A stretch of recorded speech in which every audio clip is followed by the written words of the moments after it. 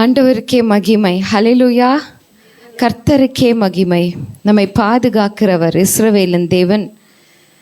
நம்மை சூழ எதிரிகள் பாளையம் இறங்கினாலும் நம் மத்தியிலே அவர் ஷாத்ராக் மேஷாக் ஆபேத்நேகோவோட நின்றது போல நின்று கொண்டிருக்கிறார். ஹல்லேலூயா. அக்கினி சூழ்ந்தாலும் எதிரிகள் சூழ்ந்தாலும் நடுவிலே நான் நின்று அவரை துதிப்பேன், அவரை ஸ்தோத்தரிப்பேன், அவரை கீர்த்தனம் பண்ணுவேன், அவருடைய நாமத்தை பிரசித்தப்படுத்துவேன், அவருடைய அதிசயங்களை பிரஸ்தாபப்படுத்துவேன். அதற்காக தான் இங்கே நான் நின்று கொண்டிருக்கிறேன். நான் நிற்பது அவருடைய சுத்த கிருபை. கண்களை மூடி தேவனுக்கு நன்றி என்று சொல்லுவோம். அப்பா, உம்முடைய சுத்த கிருபைக்காக நன்றி ராஜா. தகுதி இல்லாத எங்கள் மீது நீர் பாராட்டின உம்முடைய கிருபை. இந்த உலகத்துக்குள்ளே போய் பார்க்கும்போது அப்பா, எத்தனையோ ஜனங்கள் இருக்கிறாங்க. அவங்க அவ்வளவு ஆண்டவரே நல்லவர்களாக இருந்தும் உம்மை அறியாதவர்களாக இருக்கிறார்கள். ஆனாலும் ஆண்டவரே அந்த நற்குணம் ஒவ்வொரு நாளும் அவங்களுடைய காலத்தை நடத்தி கொண்டு செல்லுகிறது. ஆனால் எங்களுக்கோ ராஜா, நாங்கள் வழி தவறி போன காலங்களும் உண்டு, உம்மை மறந்த காலங்களும் உண்டு, உம்மிடத்தில் கேள்விகள் எழுப்பின காலங்களும் உண்டு. அப்படிப்பட்ட காலங்களிலும் எங்களுக்கு உண்மையுள்ளவராய் நீர் இருந்தீர். எங்கள் ஜீவனை பாதுகாத்து கொண்டீர். எங்களை ஆண்டவரே இந்த உலகத்தை விட்டு பிசாசானவன் பறித்து போடாதபடிக்கு நீர் வேலி அடைத்து எருவை போட்டு எங்களை வளர்த்தீங்க ராஜா. உண்மையாகவே தகுதி இல்லாதது நாங்கள் தான்ப்பா. கிறிஸ்தவர்களாக இருக்கிற நாங்கள் தான் தகுதி இல்லாதவர்கள். எங்கள் மீது நீங்கள் பாராட்டின கிருபைக்கு நன்றி என்று சொல்லுகிறோம். எங்களுடைய எதிர்காலத்தை உங்களுடைய கரங்களிலே ஒப்பு கொடுக்கிறோம். இன்றைக்கு நாங்கள் துதிக்கும் போது, ஆராதிக்கும் போது எங்கள் உள்ளத்திலே சந்தோஷம், சமாதானம், நல்நம்பிக்கை பெருகட்டும் தகப்பனே. அது கர்த்தர் கொடுக்கிற சமாதானம், கர்த்தர் கொடுக்கிற சந்தோஷம். அவருக்குள் நாங்கள் களி கூறுகிறோம் என்று சொல்லி நாங்கள் ஆர்ப்பரித்து பாடி உம்மை துதிக்க உதவி செய்யுங்க. இன்றைக்கு நீங்கள் எங்களுக்கு வைத்திருக்கிற மன்னா எங்களுடைய எலும்புகளுக்கு உயிர் தரட்டும். எங்களுடைய வாழ்க்கைக்கு நாங்கள் நடைமுறைப்படுத்த அதை நீர் எங்களுக்கு மனது ஆழத்திலே விதைப்பீராக. உம்மால் ஆகாத காரியம் ஒன்றுமே இல்லை. இயேசுவின் நாமத்திலே கேட்டுக்கொள்கிறோம் அன்பின் பரமபிதாவே, ஆமென். கர்த்தர் நல்லவர், அவர் கிருபை என்றும் உள்ளது. எழுந்து நின்று ஆராதிக்க முடிந்தவர்கள் எழுந்து நின்று கர்த்தரை நாம் ஆராதிப்போம். இந்த அருமையான கீர்த்தனை என்பது 18ஆம் நூற்றாண்டிலே ஆங்கில கீர்த்தனையாக இருந்த ஒரு all hail the power of Jesus name என்ற அதிலிருந்து மொழிபெயர்க்கப்பட்ட ஒரு பாடல். அது 18ஆம் நூற்றாண்டில் 18ஆம் நூற்றாண்டிலே இந்த ஆராதனை, இந்த பாடல் கிறிஸ்தவர்களின் தேசிய கீதம் என்று சொல்லப்பட்ட அவ்வளோ ஒரு மகத்தான ஒரு பாடல் இந்த கீர்த்தனை பாடல். தேசிய கீதம் எப்போ பாடுவாங்கன்னு தெரியுமா? எங்கே பாடுவாங்க? அரசாங்க நிகழ்ச்சிகளில் அவங்க பாடுவாங்க. ஏன்னா அங்கே ராஜா இருப்பார், மந்திரிகள் இருப்பாங்க, இளவரசர்கள் இளவரசிகள் இருப்பாங்க. அந்த நேரத்தில் பாடப்படுறது தான் தேசிய கீதங்கள். அதே போல் இந்த கீர்த்தனை பாடல் என்பது கிறிஸ்தவர்களின் தேசிய கீதமாக இருந்தது. ஏனென்றால் இது நம்ம எதை பற்றி சொல்லுகிறது? ராஜாதி ராஜன் இயேசு கிறிஸ்துவை பற்றி நமக்கு சொல்லுகிறதா இருக்கிறது. அவரை வாழ்க வாழ்க வாழ்க என்று வாழ்த்துகிற, எப்பயுமே ராஜா வரும்போது வாழ்க வாழ்கன்னு சொல்லுவாங்க இல்லையா? இன்னைக்கு நீங்கள் இமேஜின் பண்ணி பார்க்கணும். இயேசு கிறிஸ்து வரும்போது அவர் வாழ்க, நீர் வாழ்க, நீர் வாழ்க என்று அவர் சொல்லத்தக்கதாக நாம் இதை பாடுவோம். அவர் இந்த உலகத்திலே மனிதனாக, ராஜாதி ராஜன், சர்வலோக அதிபதி, இங்கே மனிதனாக வந்து நமக்காக மரித்து அடக்கம் பண்ணப்பட்டு உயிர் தெரிந்து என்ன செஞ்சிருக்காருன்னு தெரியுங்களா? உங்களையும் என்னையும் இளவரசர்களாகவும் இளவரசிகளாகவும் மாற்றியிருக்கிறார். ஹல்லேலூயா. நாம் அவருடைய பிள்ளைகள் இல்லையா? ராஜாவின் பிள்ளைகள் எப்படி? ராஜகுமாரரும் ராஜகுமார்த்திகளுமாக இருக்கிறோம் இல்லையா? ஒத்துக்கிறீங்களா? இப்போ நீங்கள் உங்களை அறிக்கை செய்யலாமா? இப்போ நான் சொல்கிறது அப்படியே நீங்கள் சொல்கிறீங்களா? என்ன சொல்கிறேன்னா, நான் ஒன்றும் சாதாரண ஆள் கிடையாது. நான் ராஜாவின் பிள்ளை. நான் சாதாரண ஆள் கிடையாது, ராஜாவின் பிள்ளை. ஆமீன். ஆகவே அந்த ராஜாவின் பிள்ளைகளாக நம்ம மாற்றினதுனால இந்த பாடலை ராஜகுமாரர்களாகவும் ராஜகுமார்த்திகளுமாக நினைத்து நாம் அவர் வாழ்க இயேசு வாழ்க என்று நாம் அவரை துதித்து நாம் பாடுவோம்.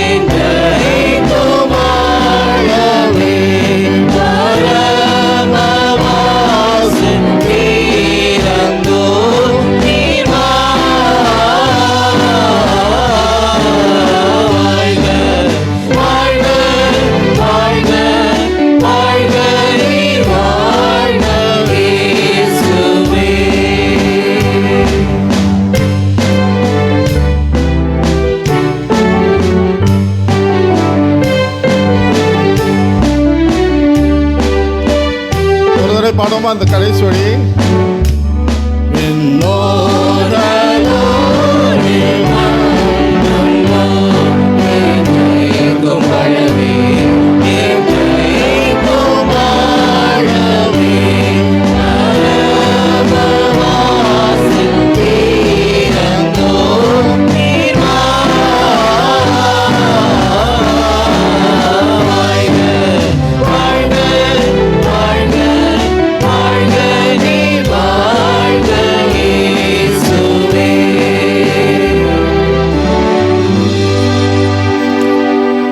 ராஜாதி ராஜா சர்வத் லோகத்தையும் படைத்த தேவன் நமக்காக வந்து எல்லாவற்றையும் அவர் செய்து முடித்திருக்கிறார். அதனாலே நாம் ஆர்ப்பரித்து சந்தோஷமாக கொண்டாடி பாடலாம். ஏனென்றால் அவரால் செய்ய முடியாத காரியம் ஒன்றுமே இல்லை. இந்த உலகத்தில் அவரால் செய்ய முடியாத ஒன்றுமே இல்லை, எல்லாம் அவரால் ஆகும் என்று சத்தியவேதம் சொல்லுகிறது. ஆகவே நாமும் அவரோடு சேர்ந்து அவர் என்னென்னலாம் செஞ்சிருக்காரு தெரியுங்களா? முதலாவதாக அவர் என்ன செஞ்சிருக்கிறார்னா,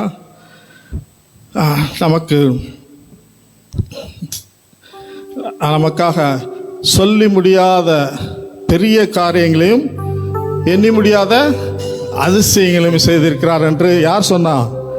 யோபு பக்தன் நமக்கு சொல்லியிருக்கிறார் இல்லையா? அவரால் எண்ணி முடியாத பெரிய காரியங்களையும் அதிசயங்களையும் அவர் செய்திருக்கிறார். அதுக்கு அடுத்த யோபுக்கு அப்புறம் சங்கீதக்காரன் என்ன சொல்கிறார் என்றால், எனக்காக யாவையும் கர்த்தர் எனக்காக யாவையும் செய்து முடிப்பார். கர்த்தாவே உமது கிருபை ஏது, உமது கரத்தின் கிரியைகளை நெகிழ விடாதிருப்பீராக என்று சங்கீதக்காரன் சொல்கிறான். அதுக்கு அடுத்த புஸ்தகம் வந்தீங்கன்னா ஏசாயா தீர்க்கதரிசியானவர் என்ன சொல்கிறார் என்றால், அவர் வறண்ட நிலத்திலே ஆறுகளையும் அவாந்திர வெளியிலே தண்ணீர்களையும் ஏற்படுத்துகிறவராக இருக்கிறார். ஆகவே இந்த வசனங்களை கொண்டு இந்த சத்தியத்தை, இந்த வாக்குத்தத்தத்தை பிடித்தவர்களாக இந்த பாடலை நாம் உற்சாகமாக உணர்ந்து உள்வாங்கி இந்த பாடலை பாடுவோம்.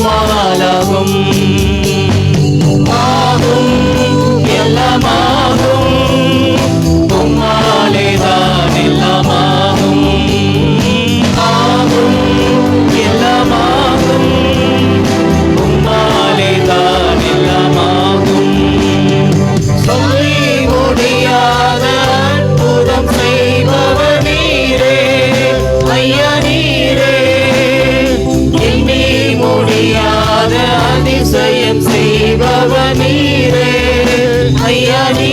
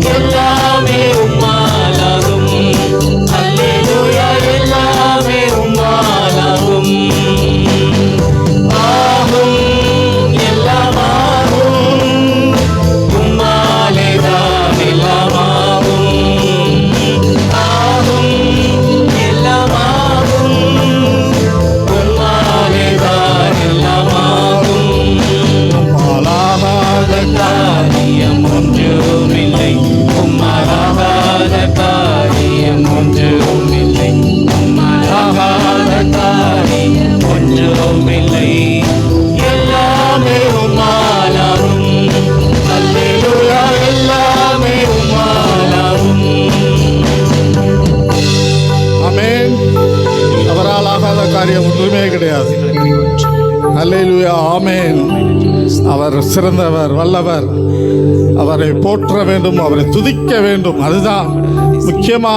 ஆண்டவர் நம்மை படைத்ததே நம்மோடு உறவு வைக்கத்தக்கதாக, நம்மோடு உறவாடத்தக்கதாக, அவரை எப்பொழுதும் துதிக்கத்தக்கதாக நம்மை படைத்திருக்கிறார். அதுதான் சங்கீதத்தில் 150 சங்கீதங்கள் உண்டு இல்லையா? சங்கீதங்களை அதிகாரங்கள்னு சொல்ல மாட்டோம். 120வது அதிகாரம் சொல்ல மாட்டோம், 120வது சங்கீதம் என்று தான் சொல்லுவோம். அந்த சங்கீதம் 1லேருந்து 150 சங்கீதங்களை படித்து கடைசி வசனம் இவ்வாறாக சொல்லுகிறது. என்ன சொல்லுது கடைசி வசனம்? சுவாசமுள்ள யாவும் கர்த்தரை துதிப்பதாக, அல்லேலூயா. அப்போ என்ன அர்த்தம்? சுவாசமுள்ள யாவும் கர்த்தரை துதிப்பதாக. அப்போ கர்த்தரை துதிக்காட்டி நம்ம யாரு? சுவாசம் இல்லாதவன் இல்லையா? அதுதான் யாவும் அப்படின்றாங்க போட்டிருக்கு. யாவும்னா என்ன அர்த்தம்? சூரியன், சந்திரன், நட்சத்திரங்கள், ஆடு, மாடு, மிருகங்கள் எல்லாருமே கர்த்தரை துதிக்குது இல்லைங்களா? அப்போ நம்ம எப்படி துதிக்கணும்? நாம் அவரோட பிள்ளைகள், ராஜகுமாரரும் குமாரத்திகளமா இருக்கிறோம் இல்லையா? நாம் கட்டாயம் அவரை துதிப்போம்.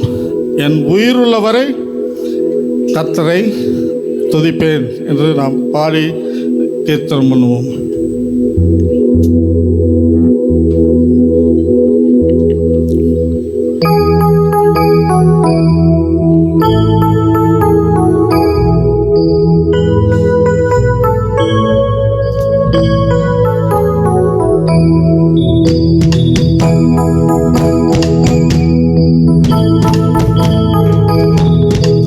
கையில் தட்டி பாடும்.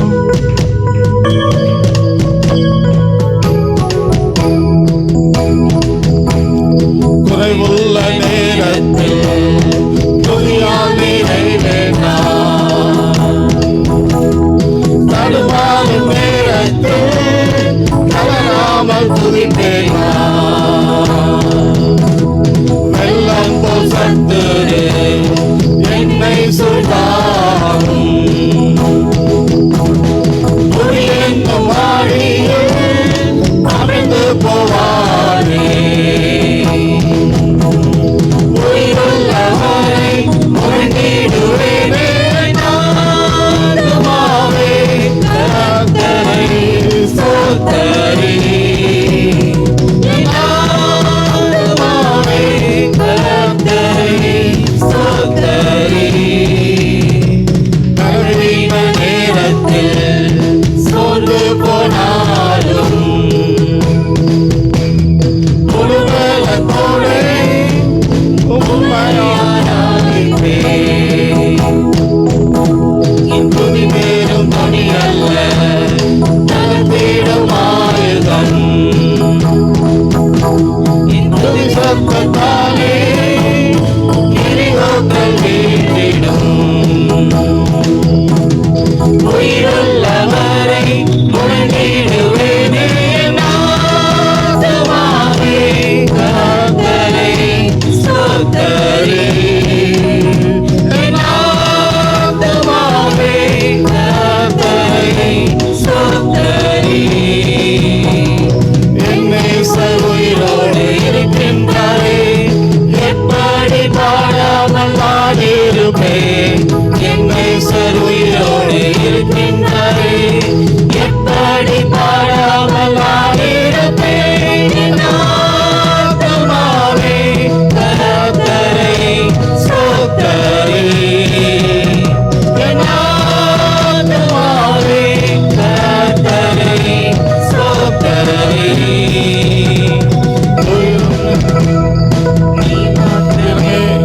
நீர் மாத்திரமே சர்வ சிருஷ்டிகள், நீர் மாத்திரமே, நீர் மாத்திரமே, நீர் மாத்திரமே. அகிலத்தை ஆள்பவர் நீர் மாத்திரமே. நீர் ஒருவரே, நீர் ஒருவரே. சர்வ சிருஷ்டிகள் நீர் ஒருவரே, நீர் ஒருவரே, நீர் ஒருவரே. அகிலத்தை ஆள்பவர் நீர் ஒருவரே.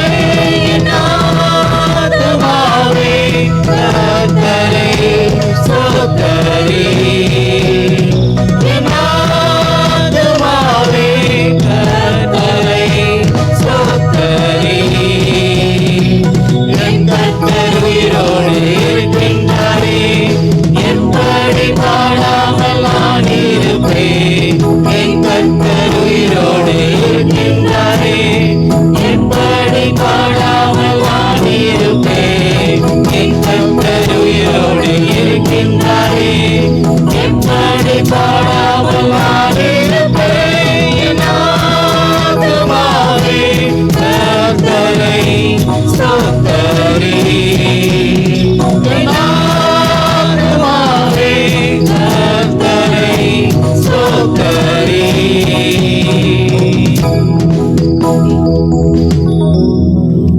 சுவாசமுள்ள யாவுமே கர்த்தரை துதிப்பதாக. சுவாசமுள்ள யாவுமே கர்த்தரை துதிப்பதாக. சுவாசமுள்ள யாவுமே கர்த்தரை துதிப்பதாக. சுவாசமுள்ள யாவுமே கர்த்தரை துதிக்கட்டும். ஆத்துமாவே கர்த்தரை ஸ்தோத்தரி. என் ஆத்துமாவே கர்த்தரை ஸ்தோத்தரி.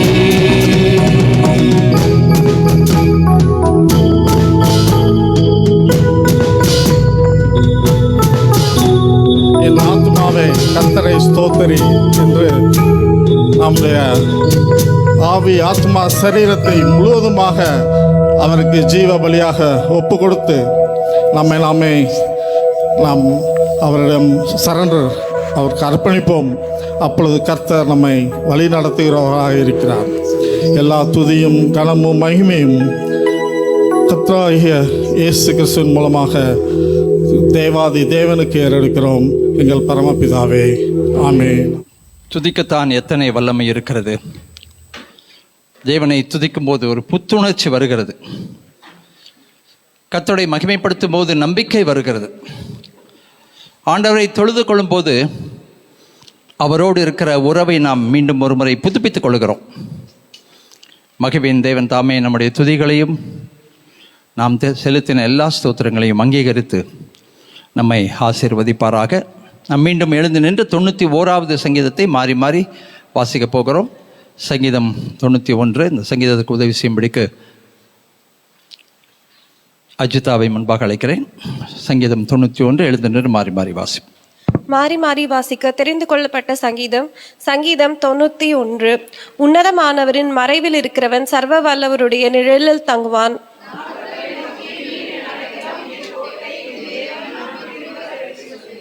அவர் உன்னை வேடனுடைய கண்ணிக்கும் பாழாக்கும் கொள்ளை நோய்க்கும் தப்புவிப்பார்.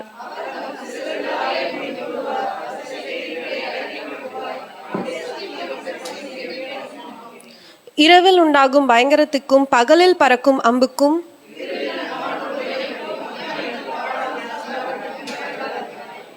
உன் பக்கத்தில் 1000 பேரும் உன் வலதுபுறத்தில் 10,000 பேரும் விழுந்தாலும் அது உன்னை அணுகாது.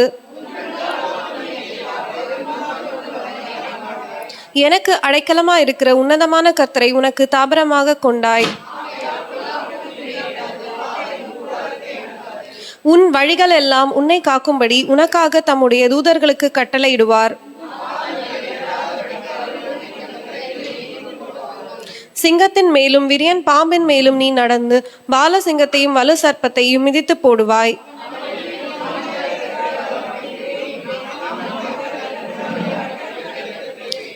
அவன் என்னை நோக்கி கூப்பிடுவான், நான் அவனுக்கு மறு உத்தரவு அருளை செய்வேன். ஆபத்தில் நானே அவனோடு இருந்து அவனை தப்புவித்து அவனை கனப்படுத்துவேன். நீடித்த நாட்களால் அவனை திருப்தியாக்கி என் ரட்சிப்பை அவனுக்கு காண்பிப்பேன். அல்லேலூயா. கர்த்தருடைய பரிசுத்த நாமத்துக்கு மகிமை உண்டாகட்டும். ஜீவனுள்ள தேவனுடைய வார்த்தைக்கு நேராக நாம் கடந்து போகிறோம். கர்த்தருடைய வார்த்தையை நாம் தியானிக்கும் போது நமக்குள் ஒரு புதிய பலன், புதிய உற்சாகம் வர வேண்டும். தேவாலயத்துக்கு ஏன் வருகிறோம்? ஐக்கியம் கொள்ள வருகிறோம். ஒருவருடைய முகத்தை ஒருவர் பார்த்து பிரகாசமடைய வருகிறோம். தேவனை துதித்து ஆராதிக்க வருகிறோம். Corporate worship is very important. தேவனுடைய ஆலயமாக கூட்டி கட்டப்பட்டு வருகிறோம். ஒருவருக்கொருவர் நாம் அவசியம். we need each other. கர்த்தருடைய வார்த்தையை கேட்க வருகிறோம், உணர்த்தப்பட வருகிறோம், புதிய காரியங்களை கற்றுக்கொள்ள வருகிறோம். தேவாலயத்தில் நிறைய ஆசீர்வாதங்கள் இருக்கிறது. ஆராதனை முறைமையை ஆண்டவர் நமக்காக உருவாக்கி தந்தது ஒரு பெரிய ஆசீர்வாதம். தேவனுடைய வார்த்தைகளை ஞாபகப்படுத்திக் கொள்கிறோம். அவர் கொடுத்த வாக்குத்தத்தங்களை ஞாபகப்படுத்திக் கொள்கிறோம். We are reminded of the promises of God. நம்பிக்கையோடு எதிர்பார்த்து காத்திருக்கிறோம். ஒருவருக்காக ஒருவர் ஜெபிக்கிறோம். சிலருக்காக பரிதபிக்கிறோம். நாம் இந்த ஆராதனையில் அமர்ந்து கொண்டிருக்கும் போதே உலகத்தின் பல மூலைகளிலே யுத்தங்கள் நடந்து கொண்டிருக்கிறது. சமாதானம் இல்லாத வாழ்க்கை, வீடுகளை இழந்து, உற்றார் உறவினரை இழந்து, கண்ணீரோடு, வேதனையோடு, துன்பத்தோடு, சரீரத்தில் காயங்களோடு மருத்துவமனையிலும் அனுமதிக்கப்பட்டிருக்கிறவர்கள் இருக்கிறார்கள். வியாதியிலே, பலவீனங்களிலே போராடி, உயிருக்கு போராடி கொண்டிருக்கிறவர்கள் இருக்கிறார்கள். அவர்களுக்காக நம்ம ஜெபித்தா அது அவர்களுக்கு கண்டிப்பாக ஒரு ஆறுதலாகவும் ஒரு ஆசீர்வாதமாகவும் இருக்கும். இன்றைக்கு நாம் கர்த்தருடைய வார்த்தையை தியானிக்க போகிறோம். இந்த வார்த்தைகளை கர்த்தர் நமக்கு நிறைவாய் ஆசீர்வதித்து தருவாராக. எசேக்கியேலின் புத்தகத்தில் நாம் அடிக்கடி பார்க்கிற ஒரு வார்த்தையை தான் இன்றைக்கு நான் உங்களுக்கு பிரசங்கமாக கொடுக்க போகிறேன். எசேக்கியேலின் புத்தகத்தில் அடிக்கடி பார்க்கிற தேவனுடைய அந்த இதய துடிப்பு, the heart beat of God. ஆதாமையும் ஏவாளையும் தேவன் உருவாக்கின போது அவருடைய சாயலாக, ரூபமாக வெறுமனே உருவாக்கவில்லை.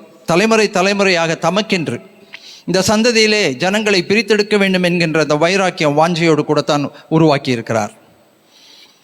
அதனால தான் ஒரு சிலரை கர்த்தர் ஆசீர்வதிக்கும் போது அவருடைய சந்ததியிலே தேவனுடைய சன்னிதானத்திற்கு முன்பாக நிற்கிறவர்கள் இல்லாமல் போக மாட்டார்கள் என்று சொல்லி ஆசீர்வதிக்கிறார். விசேஷமாக ரேகாபின் புத்திரர் ஆண்டவருக்கு வைராக்கியமாக இருந்தவர்கள். எரேமியா தீர்க்கதரிசியாலே தேவாலயத்திற்குள் கொண்டு வரப்பட்டும் தேவாலயத்தின் பாத்திரங்களை கொண்டு வந்து அதிலே திராட்சரசத்தை ஊற்றி கொடுத்த போது அவர்கள் சொன்னார்கள், நாங்கள் இந்த திராட்சரசத்தை குடிப்பதில்லை. வைராக்கியமுள்ள ஜனங்கள்.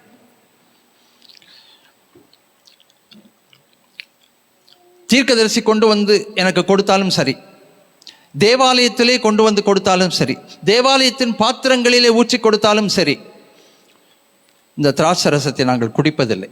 காரணம் என்ன? எங்களுடைய மூதாதையர் தேவனோடு பொருத்தனை செய்திருக்கிறார்கள். எங்களுக்கு வயல் இல்லை, விதைப்பாடு இல்லை. திராட்சை பழத்தை நாங்கள் விதைச்சி அறுக்க மாட்டோம். அந்த சோதனைக்குள் எங்களை அனுமதிக்க மாட்டோம். அப்படிப்பட்ட வைராக்கியமுள்ள ஜனங்களை கர்த்தர் எல்லா இடங்களிலும் உருவாக்கி கொண்டே தான் இருக்கிறார். அப்படிப்பட்ட வைராக்கியமுள்ள ஜனங்கள் மீது அவர் பிரியம் வைத்திருக்கிறார். அப்படிப்பட்ட ஜனங்களை வல்லமையாய் அவர் எடுத்து பயன்படுத்துகிறார். நாம் யாராக இருக்க விரும்புகிறோம்? தேவனுடைய ராஜ்யத்துக்கு யாராக இருக்க விரும்புகிறோம்? 10:11, அத்தோடு நீ ஒன்று. வந்தேன், போனேன், அமர்ந்தேன், எழுந்தேன், உட்கார்ந்தேன், போனேன் அல்ல. நமக்குள்ள ஒரு வைராக்கியம் வேண்டும். தேவனுடைய ராஜ்யத்தை குறித்த வைராக்கியம், தேவாலயத்தை குறித்த வைராக்கியம், கர்த்தருடைய வார்த்தையை குறித்த வைராக்கியம், ரட்சிப்பை குறித்த வைராக்கியம், கர்த்தருக்கு ஊழியம் செய்ய வேண்டும் என்கின்ற ஒரு வைராக்கியம், ஆண்டவருடைய நாமத்தின் நிமித்தம் யாரையாவது தொட வேண்டும் என்கின்ற ஒரு வைராக்கியம், சுவிசேஷத்தை யாருக்காவது அறிவிக்க வேண்டும் என்கின்ற வைராக்கியம் நமக்குள் இருந்தால் நாம் பற்றி எரிந்து கொண்டிருக்கிறோம் என்று சொல்லி அர்த்தம். ஆனால் அந்த அனலை அவித்து போடுவதற்கு நிறைய சோதனைகள் வரும், நம்மை ஒன்றுமில்லாமல் ஆக்குவதற்கு. ரெவரண்ட் ஜெஃப்ரி ஆராதனை நடத்தும் போது என்ன சொன்னார்? நான் யார்? Identity. Who is your identity? What is your identity? நீ யார்? சொல்லுங்க பாப்போம். பாஸ்டர் ஜெஃப்ரி என்ன சொன்னார் ஆராதனை ஆரம்பிக்கும் போது? நான் யார்? நான் ராஜாதி ராஜாவின் பிள்ளை. நமக்குன்னு ஒரு ஆள் தத்துவம் இருக்கிறது, நமக்கென்று ஒரு ஐடென்டிட்டி இருக்குது. wherever we go, அரண்மனையில் இருந்தாலும் அந்த ஐடென்டிட்டி தான், சிறைச்சாலையில் இருந்தாலும் அந்த ஐடென்டிட்டி தான், தெருவில் இருந்தாலும் அந்த அதே அடையாளம், ஆள் தத்துவம், அடையாளம். எங்கே இருந்தாலும் எனக்கு ஒரு அடையாளம் இருக்கிறது. அந்த அடையாளம் என்னன்னா, நான் ஆண்டவருடைய பிள்ளை, நான் ராஜாதி ராஜாவினுடைய பிள்ளை, நான் ரட்சிக்கப்பட்ட பிள்ளை, அபிஷேகம் பெற்ற பிள்ளை, தேவனால் பிரித்தெடுக்கப்பட்ட பிள்ளை, பிரித்தெடுக்கப்பட்ட ஒரு வாழ்க்கை வாழும்படி தேவன் என்னை அழைத்திருக்கிறார்.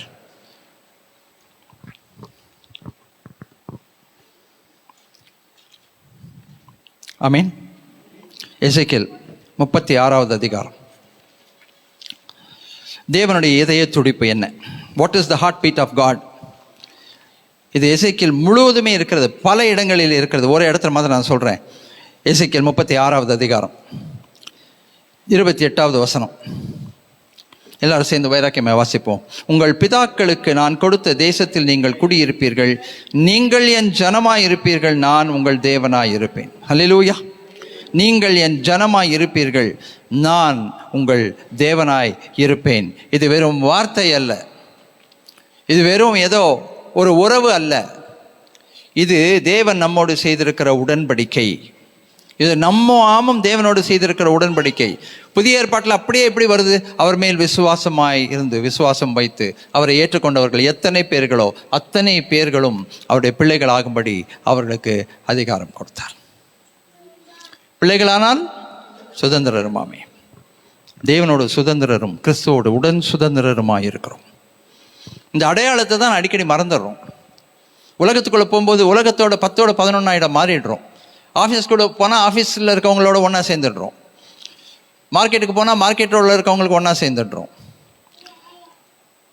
நமக்குள்ள ஒரு தனி அடையாளத்தை வைத்துக் கொள்வதில்லை. அந்த அடையாளம் இருந்தால் அங்கே நம்ம கலக்க முடியாது, பழக முடியாது. ஆனால் அந்த அடையாளம் இருந்தால் சில நேரத்தில் நம்ம ஒதுக்கப்படுவோம். அந்த அடையாளம் இருந்தால் சில நேரத்தில் வெறுக்கப்படுவோம்.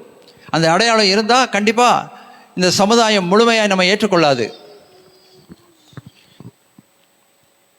அருமையான தெய்வஜனமே, அவருடைய வைராக்கியம் என்ன தெரியுமா? நீங்கள் என் ஜனமாய் இருப்பீர்கள், நான் உங்கள் தேவனாய் இருப்பேன். எது முக்கியம்? மனுஷரை பிரியப்படுத்துறது முக்கியமா? மனுஷரோடு மனுஷராக இருக்கிறது முக்கியமா? மனுஷருடைய உறவுகள் முக்கியமா? தோழமைகள் முக்கியமா? ஆண்டவர் முக்கியமா? ஆண்டோடைய வைராக்கியம் முக்கியமா? அவரோடு இருக்கிற உறவு முக்கியமா? அவருடைய இருதயத்தை பிரியப்படுத்துறது முக்கியமா? இந்த சவால்கள் எல்லாம் நமக்குள்ளே இருந்துக்கிட்டே தான் இருக்கு. இந்த சவால்கள் எல்லாம் நமக்குள் அனுதினம் இருந்து கொண்டே தான் இருக்கிறது. இதற்கு விரோதமான போராட்டங்களும் நமக்குள் இருந்து கொண்டு தான் இருக்கிறது. அதனால தான் யார் கேட்டாலும் உங்கள் கிறிஸ்துவ விசுவாசத்தை ஒரு நல்லம்பிக்கையோடையும் அமைதலான ஆவியோடையும் அவர்களோடு பகிர்ந்து கொள்வதற்கு நீங்கள் ஒரு நாளும் தயங்காதீர்கள் என்று கர்த்தருடைய வார்த்தை சொல்கிறது. அவரை பற்றி நம்ம வெட்கப்பட்டால் நம்ம வருகையில் வெட்கப்பட்டு போவோம். ஆண்டவர் சொல்கிறார், என் நாமத்தின் நிமித்தம் நீ வெட்கப்பட்டா கண்டிப்பாக வருகையில் நியாய தீர்ப்பில் நீ வெட்கப்பட்டு போவாய். என் நாமத்தை நீ உச்சரித்தா உன்னுடைய பெயரை நான் உச்சரிப்பேன். என்னுடைய நாமத்துக்கு நீ வைராக்கியமாய் நின்றால் நான் உனக்காக நிற்பேன். உனக்காக நான் எல்லாவற்றையும் செய்து முடிப்பேன். உனக்காக அற்புதங்களை செய்வேன், அதிசயங்களை செய்வேன். என் நாமத்தை ஒரு நாளும் மறுதலிக்காத. என்னுடைய நாமத்துக்காக வைராக்கியமாய் நில். எங்கே இருந்தாலும் சரி, அது பரிசுத்த ஆவியானவர் நமக்கு ஞாபகப்படுத்துவார். வலதுபுறம் இடதுபுறம் சாயும் போது வழி இதுவே இதில் நடவுங்கள் என்று சொல்லுகிற அந்த சொல்லை நீங்கள் கண்டிப்பாக கேட்பீர்கள். ஆண்டவர் சொல்கிறார், நீங்கள் என் ஜனமாய் இருப்பீர்கள், நான் உங்கள் தேவனாய் இருப்பேன். என்னெல்லாம் சொல்கிறாரு பாருங்க. எசேக்கியேல் 36வது அதிகாரத்தில் நிறைய வசனங்கள் இருக்கிறது. அந்த வசனங்களை ஒரு சில வசனங்களை மாத்திரம் நம்ம தியானிக்கலாம்.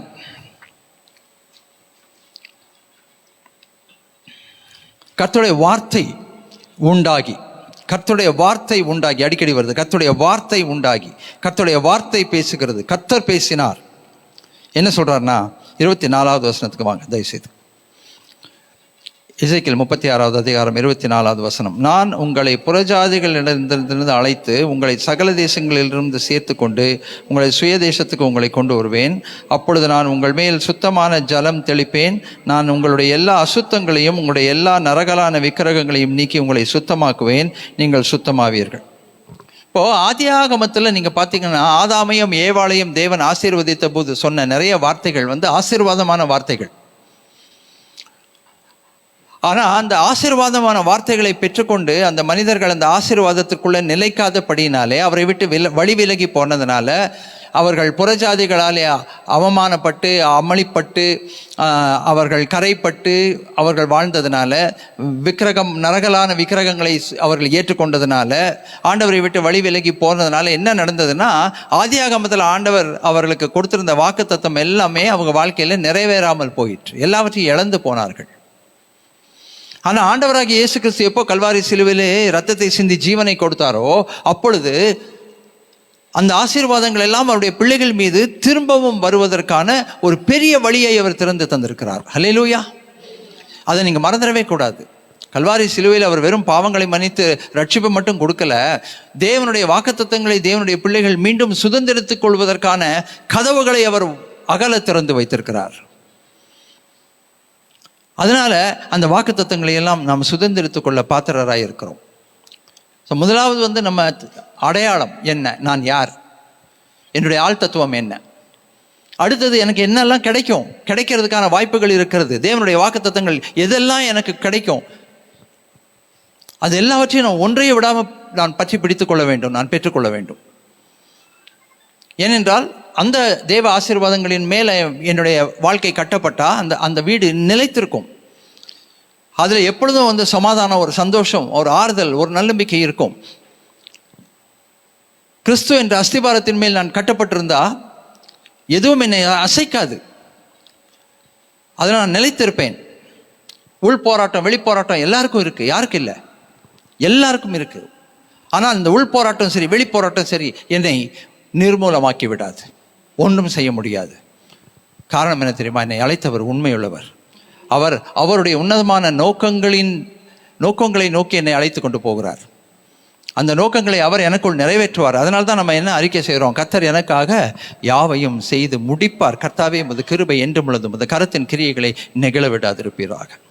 ஸோ முதலாவது என்ன சொல்கிறாருனாக்கா, உங்கள் மேல் நான் சுத்த ஜலத்தை தெளிப்பேன், உங்கள் எல்லா அசுத்தங்களையும் நரகலான விக்கிரகங்களையும் நீக்கி உங்களை சுத்தமாக்குவேன், நீங்கள் சுத்தமாவீர்கள்.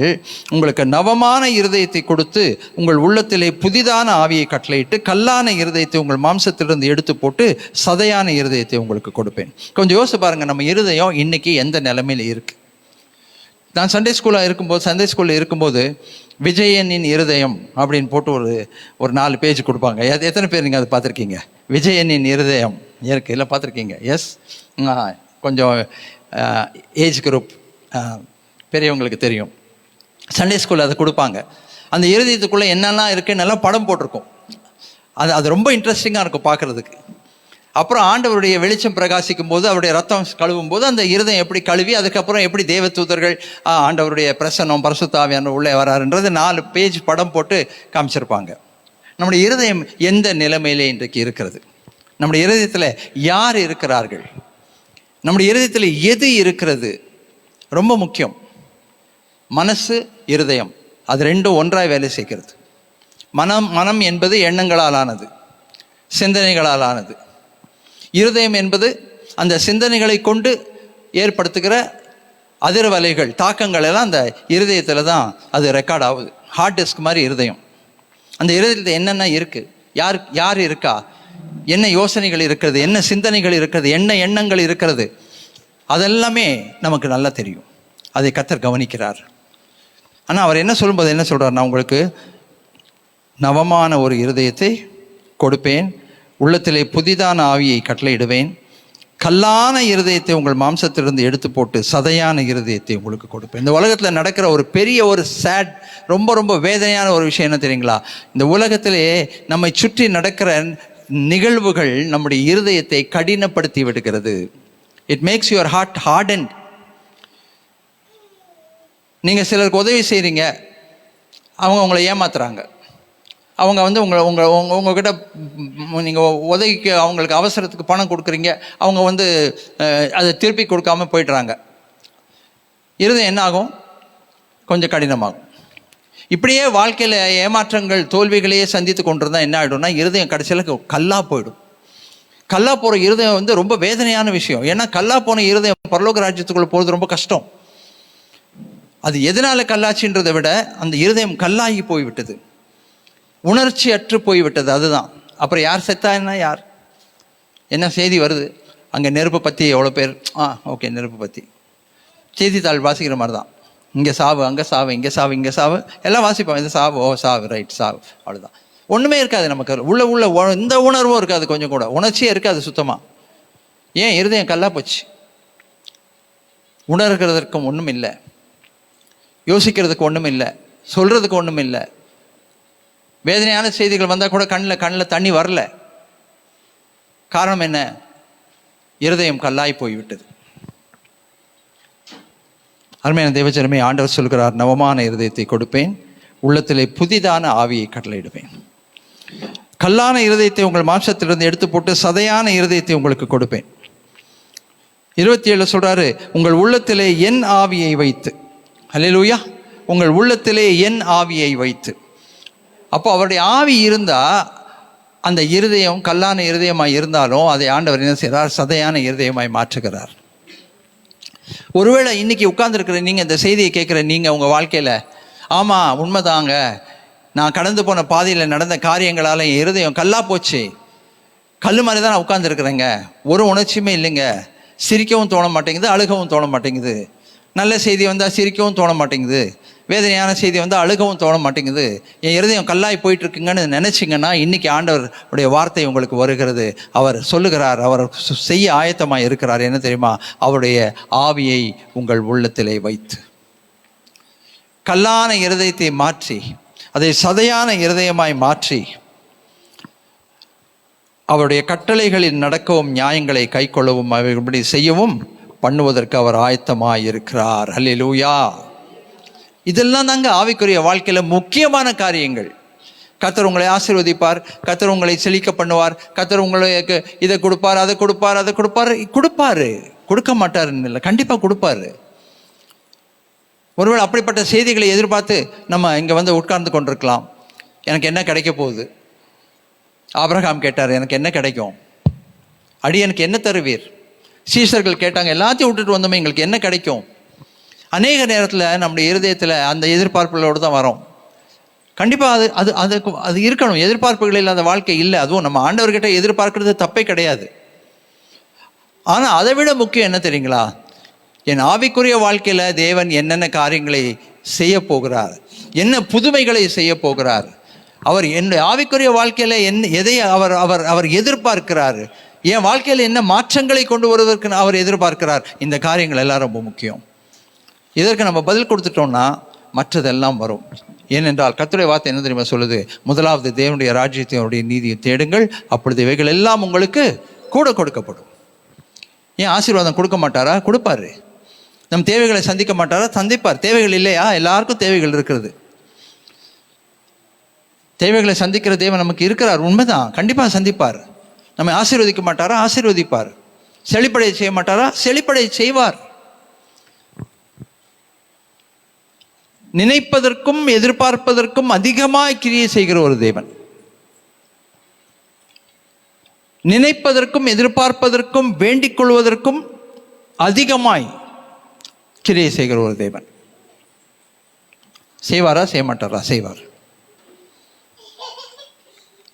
ஆனால் அதுக்கு முன்னால அருமையான தேவஜனமே, நம்முடைய ஆவிக்குரிய நிலைமை என்ன என்பதை நாம் நிதானித்து அந்த அண்டசராசிரத்தின் அதிபதியோடு கூட இருக்கிற உறவை நாம் உறுதிப்படுத்தி கொண்டு அவர் சொல்லியிருக்கிறபடி அவருடைய ஆவியினாலே வழிநடத்தப்பட்டு அவருடைய கற்பனைகளை கட்டளைகளை கை கொண்டு அது நிமித்தம் வருகிற ஆசீர்வாதங்களை நம்முடைய வாழ்க்கையில் நம்ம ருசித்தால் பெற்றுக்கொண்டால் அது ஒரு முழுமையான ஆசீர்வாதம். கர்த்தருடைய வார்த்தை என்ன தெரியுமா சொல்லுது? நீ முழு உலகத்தை ஆதாயப்படுத்தினாலும் உன் ஜீவனை நீ நஷ்டப்படுத்தினால் உனக்கு லாபம் என்ன? ஏரியில் மீன் பிடிக்க போனாரு. தைரியமா தண்ணியில் இறங்கி தூண்டில போய் பிடிச்சாரு. தூண்டில போட்டு பெரிய மீனா பிடிச்சாரு. ஆனா அந்த மீன் வந்து அவரை உள்ள இழுத்துட்டு போயிடுச்சு. மீன் கரைக்கு வரல, இவரும் கரைக்கு வரல. மீன் பிடிச்சாரா? பிடிச்சாரு. பெரிய மீனா பிடிச்சாரா? பிடிச்சாரு. ஆனா இவர் கரைக்கு வரல. என்ன பிரயோஜனம்? மண்ணுக்காக மாணிக்கத்தை விட்டிட மாட்டேன். வெறும் மண்ணுக்காக மாணிக்கத்தை விட்டிட மாட்டேன். அருமையான தேவஜனமே, இந்த காலை நேரத்தில் ஆவியின் சிந்தை நமக்குள் இருக்க வேண்டும். பணம் ஒரு பெரிய விஷயம் கிடையாதுங்க. ஆண்டவர் மனசு வச்சா நம்மை போதும்னு சொல்கிற அளவுக்கு அவர் பணத்தை கொடுக்க முடியும். தேவைகள் இருக்குது, நெருக்கங்கள் இருக்குது, போராட்டங்கள் இருக்குது, கடன் தொல்லை இருக்குது, ஒத்துக்கிறேன். அதை சந்திப்பதற்கு தேவன் வல்லமை உள்ளவர். ஆனால் அவர் வெண்கல கதவுகளை முறித்து இருப்புத்தாள் பால்களை உடைத்து அந்த காலத்தில் இருக்கிற பொசிஷன்களை நமக்கு கொடுக்குறவர். வெறும் ரூபான்னு பேசல அவர். 10,000 ரூபா, 1,00,000 ரூபா, 10 லட்சம் ரூபா, 50 லட்சம் ரூபான்னு எல்லாம் பேசலை. அவர் மனசு வச்சு அப்படி தான் கொடுப்பார். அது கொடுக்க அவருக்கு அதிகாரம் இருக்கிறது, வல்லமை இருக்கிறது. போதும்னு சொல்கிறவருக்கு ஹேண்டில் பண்ண முடியல. ஆண்டவரே, எருசலேம் தேவாலயம் கட்டப்படும் போது கட்டணும்னு சொல்லும்போது ஜனங்கள் காணிக்கை கொண்டு வந்தார்களாம், போதும்னு சொல்லிட்டாங்களாம். இதுக்கு மேலே கொண்டாடாதீங்க, ஹேண்டில் பண்ண முடியலைங்க. மனுஷரே அப்படி சொன்னால் தேவன் என்ன செய்ய முடியும்? முடியுமா? முடியாதா? முடியும். தேவனால் செய்யக்கூடாத அதிசயமான காரியம் ஒன்றுமில்லை. நம்முடைய தேவைகள் அவருக்கு முன்பாக ஒன்றுமில்லை. அது என்ன தேவையாக இருக்கட்டும், பண தேவையாக இருக்கட்டும், மன தேவையாக இருக்கட்டும், அது வாழ்வின் தேவைகளாக இருக்கட்டும், அது ஒரு பெரிய விஷயமே கிடையாது. அதை அவருக்கு செய்து முடிக்கிறதுக்கு கொஞ்சம் ஒரு 1/4 நிமிஷம் கூட தேவையில்லை. நம்முடைய எல்லா குறைவுகளையும் மகிமையிலே நிறைவாக்குகிறதற்கு அவருக்கு வல்லமை இருக்கிறது. எத்தனை பேர் விசுவாசிக்கிறீங்க? அல்லேலூயா. ஒருவேளை நீங்கள் நினைக்கலாம், பாஸ்டர் நான் தேவையோடு வந்து உட்காந்துருக்கேன், நீங்கள் என்னமோ ஆவிக்குரிய ரேமில் பேசிகிட்டு இருக்கிறீங்களே, ஆவிக்குரிய ரீதியில் பேசிகிட்டு இருக்கீங்களே, எனக்கு உலக பிரகாரமான தேவைகள் இருக்குது, மன தேவைகள் இருக்குது, கஷ்டத்தில் இருக்கேன், அதுக்கு எதனா ஒன்றும் சொல்லாமல் நீங்கள் எங்கேயோ மேலே பேசிகிட்டு இருக்கீங்க, அதுக்கும் எனக்கு சம்மந்தமே இல்லையே நீங்கள் சொல்லலாம். ஆனால் நான் இன்றைக்கி சொல்கிறது என்ன ரகசியம்னு கேட்டிங்கன்னா, இதில் நீங்கள் சரியாங்க, அது உங்களுக்கு சரியாயிடும். இந்த ஆவிக்குரிய ரீதியில் நீங்கள் சரியாயிடுங்க, இதில் கரெக்டாகிடுங்க, அது சந்திக்கப்பட்டு விடும். ஏன்னா அது வாக்குத்தத்தம். பார்க்கலாமா அது சந்திக்கப்படுமா இல்லையான்னு பார்க்கலாமா? இதே பகுதியில் பார்க்கலாமா? 28வது வசனம். உங்கள் பிதாக்களுக்கு நான் கொடுத்த தேசத்தில் நீங்கள் குடியிருப்பீர்கள், நீங்கள் என் ஜனமாக இருப்பீர்கள், நான் உங்கள் தேவனாக இருப்பேன். எப்பொழுது இந்த உறவு உறுதிப்படுகிறதோ அதை தொடர்ந்து தான் உலக பிரகாரமான ஆசீர்வாதங்கள், ஆவிக்குரிய ஆசீர்வாதங்கள், சரீர பிரகாரமான ஆசீர்வாதங்கள், பொருளாதார ஆசீர்வாதங்கள் எல்லாம் வருது. இதை ஃபர்ஸ்ட் நீங்கள் சரிப்படுத்திக்கோங்க, உறவை சரிப்படுத்திக்கோங்க. உறவே இல்லைன்னா எங்கேருந்து வரும் ஆசீர்வாதம்? உறவே சரியில்லைங்க, ஆசீர்வாதம் எங்கேருந்து வருங்க? அடுத்து என்ன சொல்றாரு பார்த்தீங்களா?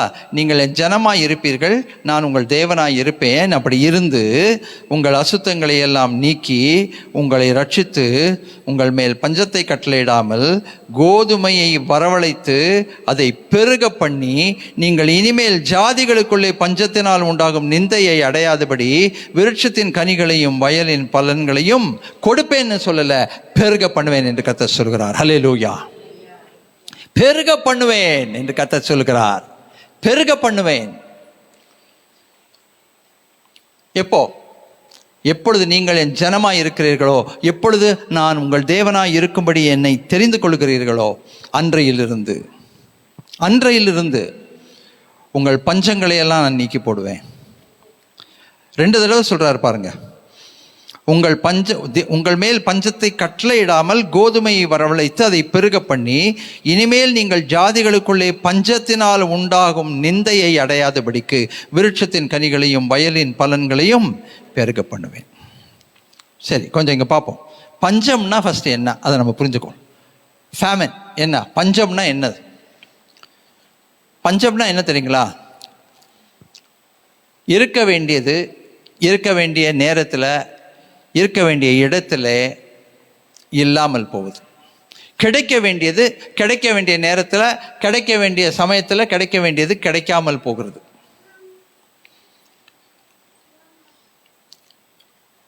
அண்டர்லைன் பண்ணி ஒரு வார்த்தை சொல்லணும்னா குறைவு இல்லை.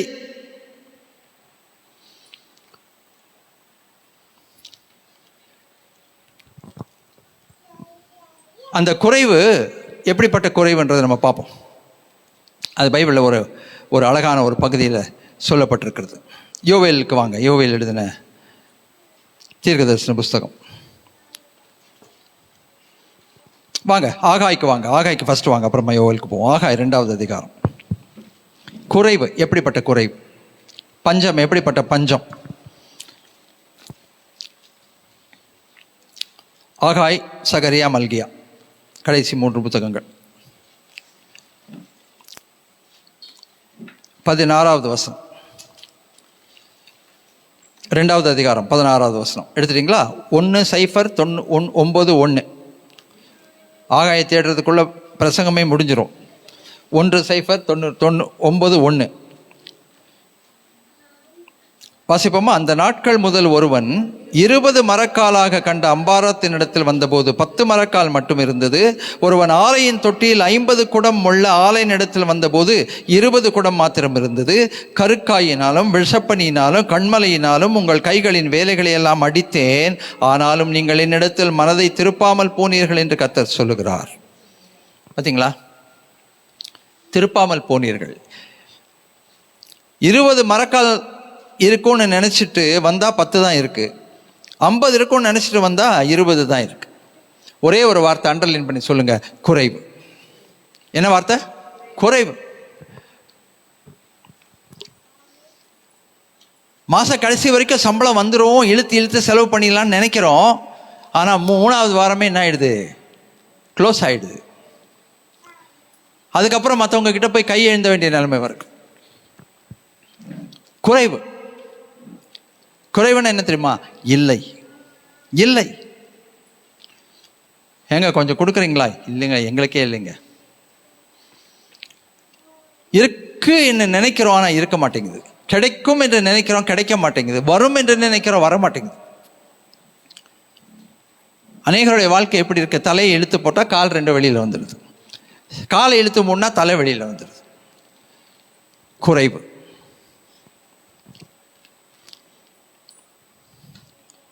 பத்தொன்பதாவது வசனம் வாசிப்போம். களஞ்சியத்தில் இன்னும் விதை தானியம் உண்டோ? பதில் என்ன? பதில் என்னங்க? களஞ்சியத்தில் இன்னும் விதை தானியம் உண்டோ? இருக்குதான்னு கேட்குறாங்க. பதில் என்ன? பதில் சொல்லுங்க. பதில் என்ன? இல்லை. குறைவு. இல்லை. திராட்சை செடியும் அத்தி மரமும் மாதுளம் செடியும் ஒலிவ மரமும் கனி கொடுக்கவில்லையே. கிடைக்கும்னு நினைச்சேன், வரும்னு நினைச்சேன், வரல. பழம் வர வேண்டிய நேரத்தில் காய்க்கலை. ஆண்டவர் ஒரு அத்தி மரத்தை சபிக்கிறார் இல்லைங்களா? கர்த்தருடைய வார்த்தை தெளிவாக சொல்லுது. சபிக்கும் போது என்ன சொல்றாரு தெரியுமா? அது கனி கொடுக்கிற காலம் அல்ல. அப்போ எப்படி போய் ஒரு கனி தேடினாரு? எப்படி சபிச்சாரு? என்ன நியாயம் இது? புரிஞ்சுக்க முடியுதா உங்களால? பைபிளே தெளிவாக சொல்லுது அது கனி கொடுக்கிற காலம் இல்லைன்னு. இவர் போய் கனியை தேடுறாரு, அதில் கனி இல்லை. எப்படி இருக்கும்? அதுதான் கனி கொடுக்கிற காலம் இல்லையே. அந்த அத்தி மரத்தை சபிக்கிறாரு, அதுவும் பட்டு போகுது. நிறைய பேர் கேட்குறாங்க, இது என்ன நியாயம்? ஆண்டவர் செய்கிற ஒரு காரியமா இது? கனி கொடுக்கிற நேரத்தில் வந்து கேட்டிருந்தா கூட பரவாயில்ல. ஆனால் இஸ்ரவேல் தேசத்தில் இருக்கிற அந்த அத்தி மரத்தை நம்ம புரிந்து கொள்ள வேண்டும். கனி கொடுக்கிற காலத்துக்கு முன்பாகவே அந்த அத்தி மரத்தில் கொப்புகள் காணப்பட வேண்டும். அந்த கொப்பு பிச்சு தின்றதுக்கு அவ்வளோ ஸ்வீட்டாக இருக்குமா, அவ்வளோ நல்லா இருக்குமா. அந்த கொப்புகள் இருந்தால்தான் அது கனி வரும். அதுக்கப்புறம் கனி காலத்தில் கனி வரும். ஆண்டவர் போய் பார்க்கும்போது என்ன இல்லை? கொப்புகளே இல்லை. அப்படின்னா என்ன அர்த்தம்? அது கனி கொடுக்கறதுக்கான ஆதாரமே இல்லை. அதனால தான் சபிச்சார், அது பட்டு போச்சு.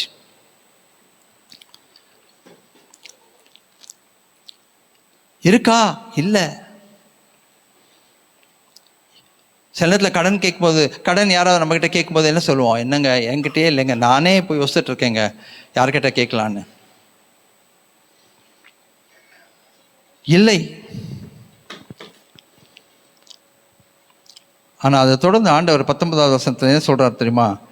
நான் இன்று முதல் உங்களை ஆசீர்வதிப்பேன். என்று முதல் 21ஆம் தேதி செப்டம்பர் மாதம் 11:30 மணிக்கு இல்லை. நல்லா புரிஞ்சுக்கோங்க. இன்று முதல்லாம் இன்னைக்கு கிடையாது. நல்லா புரிஞ்சுக்கோங்க. அது இன்றைக்கு கிடையாது. என்றைக்குன்னா அது தனி பிரசங்கம் ஆச்சுங்களா? ஆனால் அது நான் தனியாக தான் பண்ணணும் அந்த பிரசங்கத்தை. என்றைக்கு அப்படின்றத அவர் சொல்லுகிறார். ஆகாய் 1வது அதிகாரம் 7-8. அதுக்கு முன்னால 6வது வசனம் பாருங்க. குறைவை பற்றி, நீங்கள் திரளாய் விதைத்தும் கொஞ்சமாய் அறுத்து கொண்டு வருகிறீர்கள். நீங்கள் புசித்தும் திருப்தியாகவில்லை, குடித்தும் பரிபூர்ணம் அடையவில்லை. நீங்கள் வஸ்திரம் உடுத்தியும் ஒருவனுக்கும் குளிர் விடவில்லை. கூலியை சம்பாதிக்கிறவன் பொத்தலான பையிலே போடுகிறதை போல சம்பாதிக்கிறான். திரளாய் விதைத்து கொண்டு வரீங்க, ஆனால் அது ஒன்றும் இல்லாமல் போகுது. சாப்பிட்றீங்க, குடிக்கிறீங்க, ஆனாலும் மனசில் திருப்தியே இல்லைங்க. ஏதோ ஒரு குறைவு உள்ளே இருக்குது, ஏதோ ஒன்று நெருடுது, வருடுது, ஏதோ ஒன்று உள்ளே இல்லை, காலியாக தோணுது மனசு. எல்லாம் இருக்குது, ஆனால் எல்லாம் எதுவுமே இல்லாதது போல இருக்குது. எங்கேயோ ஒரு ஓட்டை இருக்குது, எங்கேயோ ஒரு வெறுமை இருக்கிறது வாழ்க்கையில். எங்கேயோ ஒரு இடத்துல நம்மால் நிரப்ப முடியாத ஒரு வெறுமை இருக்கிறது. எப்படி நிரம்பும் அது? காலையிலேருந்து மாலை வரைக்கும் அது தொந்தரவு பண்ணிக்கிட்டே தான் இருக்கும் அந்த வெறுமை.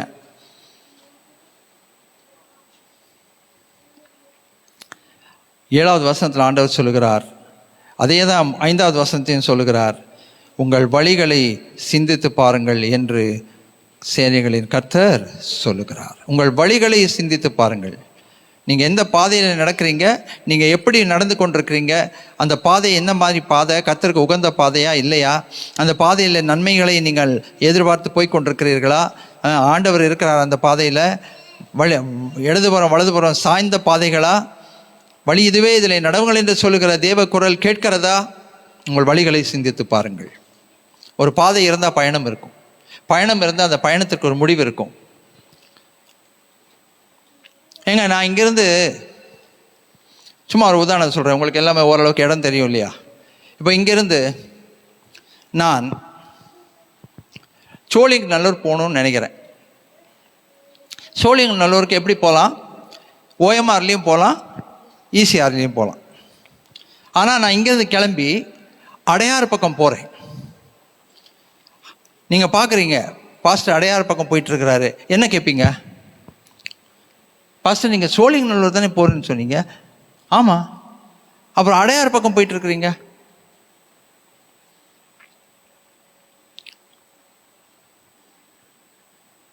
உங்கள் வழிகளை சிந்தித்து பாருங்கள் என்று கர்த்தர் சொல்லுகிறார். அதை சொல்லிட்டு என்ன சொல்கிறாருன்னா, இன்று முதல் நான் உங்களை ஆசீர்வதிப்பேன்னு சொன்னார்ல, என்று முதல்னா அதுக்கு ஆலோசனை கொடுக்குறார். 8வது வசனத்தில், நீங்கள் மலைகளின் மேல் ஏறி போய் மரங்களை வெட்டி கொண்டு வந்து ஆலயத்தை கட்டுங்கள், அதன் பேரில் நான் பிரியமாயிருப்பேன், அதனால் என் மகிமை விளங்கும் என்று கர்த்தர் சொல்லுகிறார். மலையின் மேலே ஏறி போய் மரங்களை வெட்டி கொண்டு வந்து ஆலயத்தை கட்டுங்க. முதல்ல ஆலயத்தை நீங்கள் கட்டுங்க, நான் உங்களை ஆசீர்வதிப்பேன். அது வரைக்கும் என்ன நிலைமை? 9வது வசனம், அதிகமாய் வரும் என்று நீங்கள் எதிர்பார்த்திருந்தும் கொஞ்சம் கிடைத்தது, நீங்கள் அறுத்து கொண்டு வீட்டுக்கு வந்ததும் நான் அதை ஊதி போடுகிறேன். சாத்தான் ஊதல, நான் ஊதி போடுகிறேன் என்று கர்த்தர் சொல்லுகிறார். எது நிமித்தம் என்னவென்றால், என் வீடு பாழாய் கிடக்கும்போது நீங்கள் எல்லோரும் அவனவன் தன் வீட்டிற்கு ஓடி போகிறீர்களே, இது நிமித்தம் என்று சேனைகளின் கர்த்தர் சொல்லுகிறார். ஆதலால் உங்கள் மேல் இருக்கிற வானம் பனியை பெய்யவில்லை, பூமி பலனை கொடுக்கவில்லை, நிலத்தின் மேல் மலையின் மேல் தானியத்தின் மேல் புது திராட்சை ரசத்தின் மேல் எண்ணெயின் மேல் விளைகிற எல்லாவற்றின் மேலும் நான் வறட்சியை வருவித்தேன் என்று கர்த்தர் சொல்லுகிறார். ஆனால் நாம யாரை உட்காந்து திட்டிக்கிட்டு இருக்கோம் தெரியுமா? பிசாசை உட்காந்து திட்டிக் கொண்டிருக்கிறோம். எல்லாத்துக்கும் பிசாஸ் தான் காரணம். என்னன்னாலும் பிசாஸ். அவன் பாவம் கண்ணீர் விட்டு கதறி ஆண்டவருடைய சமூகத்தில் போய் அழுவுறானா. உங்கள் பிள்ளைங்க எப்போ பார்த்தாலும் என்னையே சொல்லிட்டு இருக்காங்க. அவங்க என்ன பண்ணிட்டு அந்த தப்பை தூக்கி ஏன் மேலே போடுறாங்க. இந்த உலகத்திலேயே வாழ முடியல, என்னை பரலோக ராஜ்யத்துக்கு கூட்டு போங்கன்னு கேட்குறாங்க. எது எடுத்தாலும் சாத்தான். இல்லை, நல்லா யோசித்து பார்க்கணும். இது என்னால் வந்ததா, இல்லை சாத்தானால் வந்ததா, இல்லை ஆண்டவரால் வந்ததா? நமக்கு ஒரு காரியம் நடக்கும்போது இது என்னால் வந்ததா, ஆண்டவரால் வந்ததா, சாத்தானால் வந்ததா? அந்த சாத்தானுக்கு ஒரு பேர் இருக்கு, ஓயாமல் தன் சகோதரர் மேல் குற்றம் சுமத்துகிறவன். ஓயாமல் தேவனுடைய சன்னிதானத்தில் போய் நம்மளை பேர குற்றம் சுமத்துறவன். அடிச்சுட்டான் டீச்சர், கிள்ளிட்டான் டீச்சர் இருப்பாங்க பார்த்தீங்களா பிள்ளைங்க, எப்போவுமே குற்றம் சொல்லிட்டே இருப்பாங்க. அந்த மாதிரி அவன் ஓயாமல் நம்ம மேலே குற்றம் சொல்லுகிறவன். நாம் என்ன பண்ணுறோம் தெரியுமா? ஓயாமல் அவன் மேலே குற்றம் சொல்கிறோம். அப்போ அவன் நிலைமை எப்படி இருக்கும் யோசிச்சு பாருங்க. நம்ம பாத்திரத்தை கீழே போட்டு பானையை போட்டு கீழே போட்டு கையை தவறி உடைச்சிருவோம். உடைச்சிட்டு என்ன தெரியுமா சொல்லுவோம்? சாத்தான்.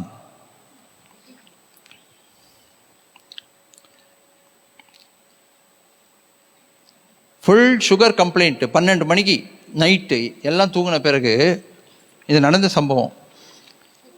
நைட்டு 12 மணிக்கு ஃபுல் சுகர் 400 500 எல்லாம் தூங்கின உடனே மெதுவாக எந்திரிச்சு போகுது. ஆத்மா எங்கே போகுது? ஃப்ரிட்ஜுக்கிட்ட போகுது. ஃப்ரிட்ஜுக்கிட்ட போய் மெதுவாக திறக்குது. திறந்து ஐஸ்கிரீம் எடுக்குது. ஏன்னா பகலில் கொடுக்க மாட்டாங்க. ஸ்வீட்டே இவ்வளோ பெரிய துண்டு தான் கொடுப்பாங்க. எடுத்து அவசர அவசரமாக வாயில் போட்டு திணிக்குது. என்னடா ஃப்ரிட்ஜு கிட்ட லைட் எரியுதுன்னு எழும்பி வந்துட்டாங்க, பிடிச்சிட்டாங்க. அது என்ன தெரியுமா சொன்னாங்க? தூங்கிட்டு தான் இருந்தேன், சாத்தா வந்து தட்டி எழுப்பினான். தூக்கத்தில் எனக்கு எங்கே வர்றதுனே தெரில.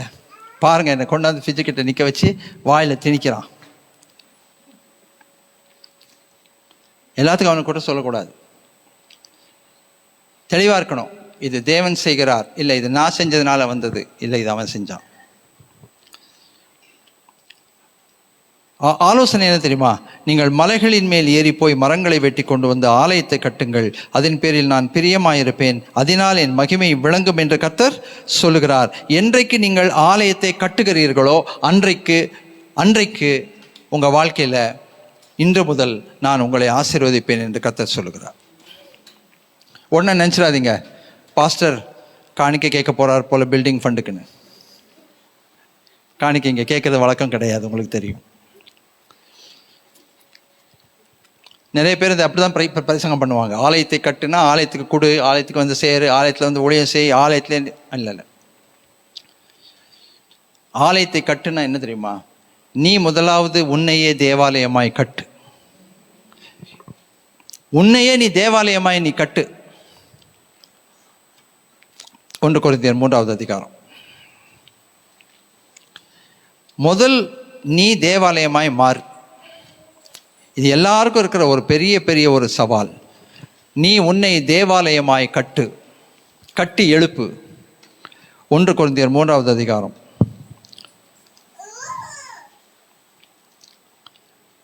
11வது வசனம் சேர்ந்து வாசிப்போம். 10லேருந்தே வாசிப்போம்.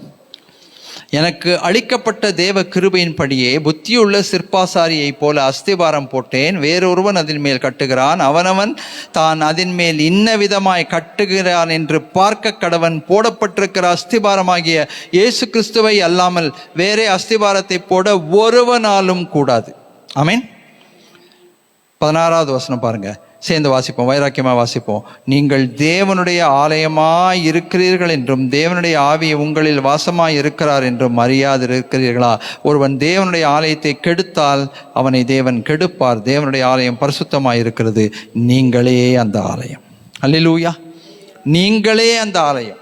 நீங்க தேவாலயமா என்னைக்கு உங்களை கட்டுறீங்களோ அன்னைக்கு ஆண்டவர் சொல்கிறார், இன்று முதல் நான் உங்களை ஆசீர்வதிப்பேன். அல்லேலூயா. 1 கொரிந்தியர் 6வது அதிகாரம் 19வது வசனம். 1 கொரிந்தியர் 6வது அதிகாரம் 19வது வசனம் சேர்ந்து வாசிப்போம். உங்கள் சரீரமானது நீங்கள் தேவனால் பெற்றும் உங்களில் தங்கியும் இருக்கிற பரிசுத்த ஆவியினுடைய ஆலயமாய் இருக்கிறது என்றும் நீங்கள் உங்கள் உடையவர்கள் அல்ல என்றும் அறியீர்களா? கிரயத்துக்கு கொள்ளப்பட்டீர்களே, ஆகையால் தேவனுக்கு உடையவைகளாய் இருக்கிற உங்கள் சரீரத்தினாலும் உங்கள் ஆவியினாலும் தேவனை மகிமைப்படுத்துங்கள். அல்லேலூயா. உங்கள் சரீரமானது நீங்கள் தேவனால் பெற்றும் உங்களில் தங்கியும் இருக்கிற பரிசுத்த ஆவியினுடைய ஆலயமாயிருக்கிறது. ஆமென். என்னைக்கு நம்மை இப்படி கட்டி எழுப்புகிறோமோ, என்னைக்கு தேவா ஆவியானவர் என் உள்ளத்தில் வாசம் செய்கிற தேவாலயமாக நான் இருக்கிறேன் என்று நான் என்றைக்கு என்னை கட்டி எழுப்புகிறேனோ, அருமையான தேவச்சனமே, அன்றைக்கு ஆண்டவர் சொல்கிறார், நான் இன்று முதல் உங்களை ஆசீர்வதிப்பேன். உங்கள் குறைவுகளை எல்லாம் என்னுடைய மகிமையின் ஐஸ்வர்யத்தின்படி நிறைவாக்குவேன். குறைவிலிருந்து நிறைவு, நிறைவிலிருந்து பூரணம், பூரணத்திலிருந்து பரிபூர்ணம், சம்பூரணம். பரிபூர்ணம் சம்பூர்ணம்னா என்ன? நிரம்பி வழிகிறது. நிரம்பி வழிகிறது, ஹேண்டில் பண்ண முடியல. பணம் உங்கள் வீட்டில் கூரை பிச்சுட்டு ஆண்டவர் பணம் கொடுத்துக்கிட்டே இருக்காருன்னு வச்சுக்கோங்க. அப்படியே 500 ரூபாய் கட்டு விழுந்துக்கிட்டே இருக்குது. என்ன பண்ணுவீங்க நீங்கள்? என்ன பண்ணுவீங்க? கண்டிப்பாக எடுத்து தூக்கி என்ன பண்ணுவோம்? வெளியில் எங்கேயாவது வைக்கணும். அப்புறம் என்ன சொல்லுவீங்க? சபை மக்கள்லாம் என் வீட்டுக்கு கொஞ்சம் வாங்க, வந்து எடுத்துன்னு போங்க, முடியலைங்க ஹேண்டில் பண்ணுறதுக்கு.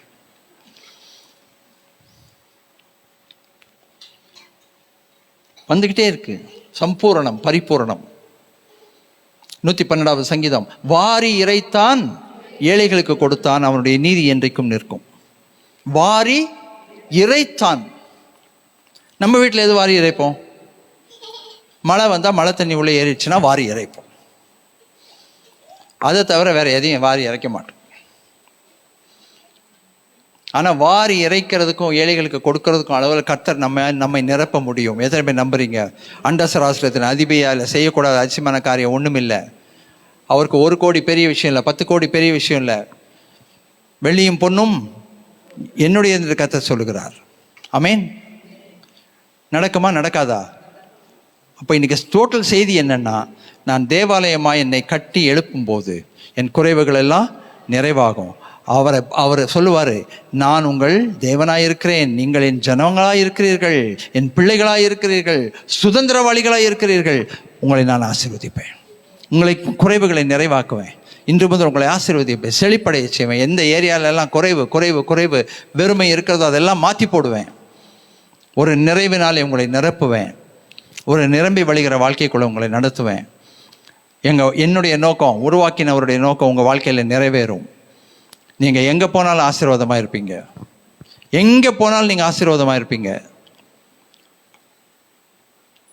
அநேகருக்கு ஆசீர்வாதத்தின் வாய்க்காலாக ஊற்றுக்காலாக இருப்பீங்க. அப்படிப்பட்ட ஒரு வாழ்க்கை கிடைக்குமா? அதற்காக தான் கல்வாரி சிலுவையிலே ஆண்டவராகிய இயேசு கிறிஸ்து தன்னுடைய இரத்தத்தை சிந்தி ஜீவனை கொடுத்து பாவங்களை மன்னித்து பரிசுத்தமாக்கி பிள்ளைகளாய் மாற்றியிருக்கிறார்.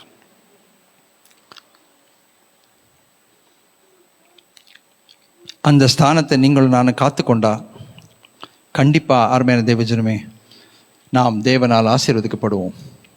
மற்ற எல்லா குறைவுகளை பற்றி பேசிகிட்டு இருக்கோமே, இது எனக்கு இன்னும் வரல, இன்னும் கிடைக்கல, இன்னும் வரல, இது கிடைக்கல, இன்னும் செய்யல, இன்னும் செய்ய மாட்டேங்கிறாரு, அதெல்லாம் செய்வார், செய்து முடிப்பார். ஏன்னா கொடுத்த வாக்குத்தத்தங்கள் ஒரு நாளும் பொய்யா போகாது.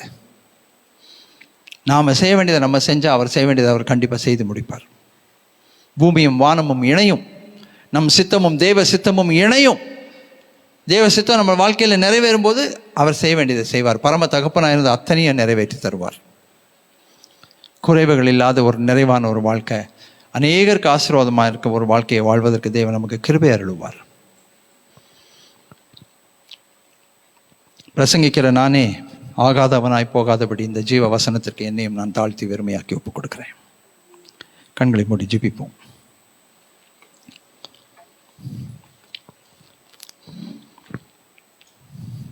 அப்படியே ஒரு நிமிஷம் யோசிங்க. கர்த்தர் இன்னைக்கு எதை குறித்து பேசினார்? எந்த எண்ணத்தோடு இங்கே வந்தீங்க? எதை நீங்கள் கேட்கணும்னு நினச்சி வந்தீங்க? தேவன் என்ன என்னோட கூட பேச போகிறாருன்ற ஒரு எதிர்பார்ப்போடு வந்தீங்களா? இன்றைக்கி பேசுகிறதுக்கு நான் செவிசாய்ப்பேன் என்கின்ற தாழ்மையோடு கீழ்ப்படிதலோடு வந்தீங்களா?